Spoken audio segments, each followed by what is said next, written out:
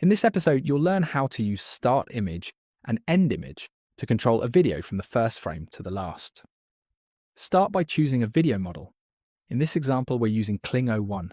Most models include a start image slot. Add a start image, either from your history or by uploading a file. The model treats it as frame 1, so the video begins exactly from that image. Here we'll use an image from our history of a modern living room.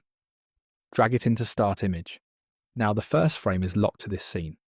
Next, the prompt tells the model what changes over time.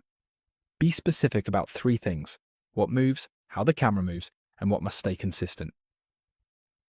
For example, a woman enters from the left, sits on the sofa, and opens a magazine. Then add camera direction.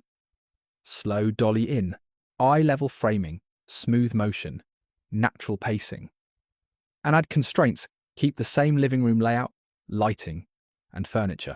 No new objects, no style change. Now set your video settings like duration, quality, and aspect ratio. In this example, 10 seconds, highest quality, 16:9. Then click Generate. If the prompt is vague, the model improvises the middle. If the prompt is specific, you control the progression. Now look at this first diagram. With start image plus prompt, the start image has the strongest influence at the beginning, then gradually fades. The prompt affects every frame the whole time. That explains a common result. The first moments look perfect, then the scene starts to lose consistency.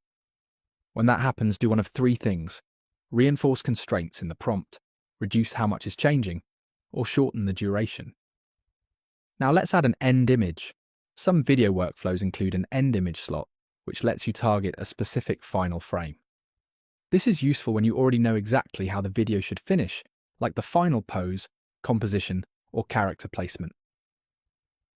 For this video, we have a second image. An elegant man seated in the same living room, holding a drink. Drag it into end image. The model doesn't jump straight to the end image.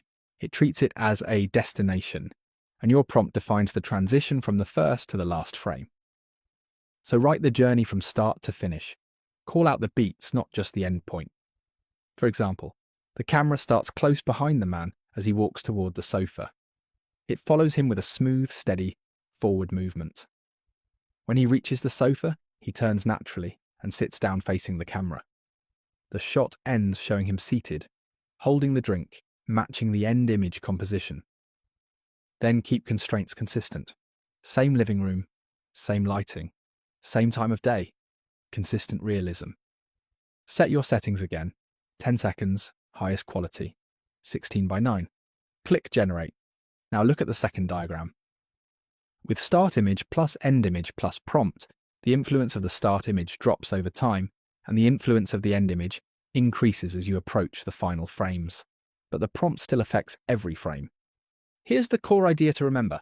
Start image sets frame 1. End image defines the target final frame. The prompt controls what happens in between, and the more clearly you describe that in between, the more control you get. Not every model supports both start image and end image, and capabilities vary. In the next episode, we'll continue with video references. That's it for this episode. See you there.